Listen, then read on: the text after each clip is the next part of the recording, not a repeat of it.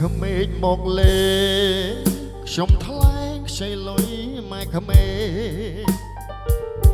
គាត់ឲ្យតិចពេលចោទថាម៉ែក្មេងចិត្តក្មេងខ្ចីគាត់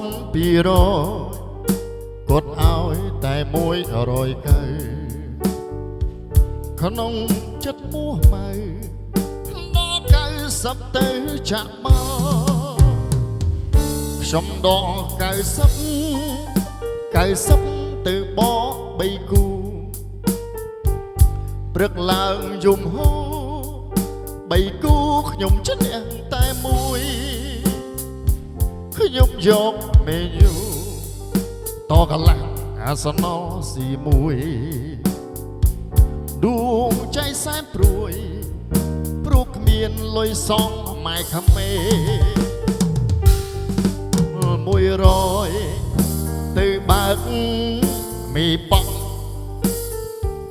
នៅម្ដុំបង្កក់កូនប៉ក់ចាក់ច្រើនអាណែបោះបាន3ដៃសយអ្វីចំលែបៀខ្ញុំវាចូលតែខ្ញុំមកដល់ផ្ទះវិញខ្ចីលុយម៉ែថែម៉ែធ្វើបងអែតាំងតចាំតទួលកដេញ3ជុំផ្សារខ្ញុំរត់ជើង3ជើង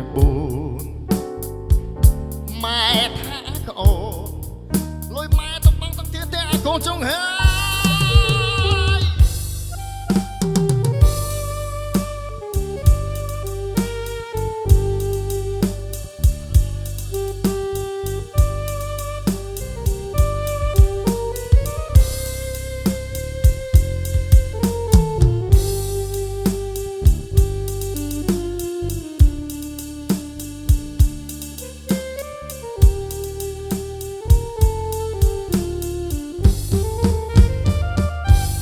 សល់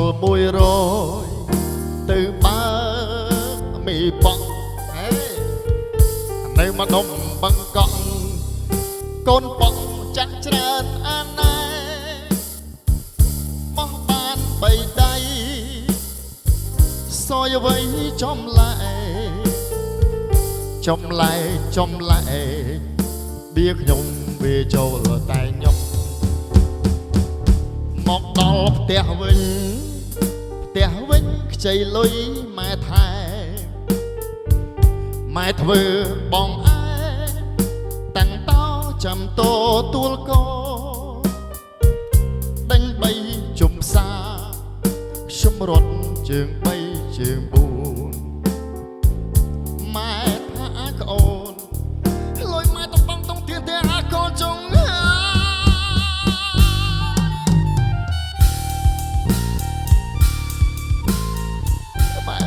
កូន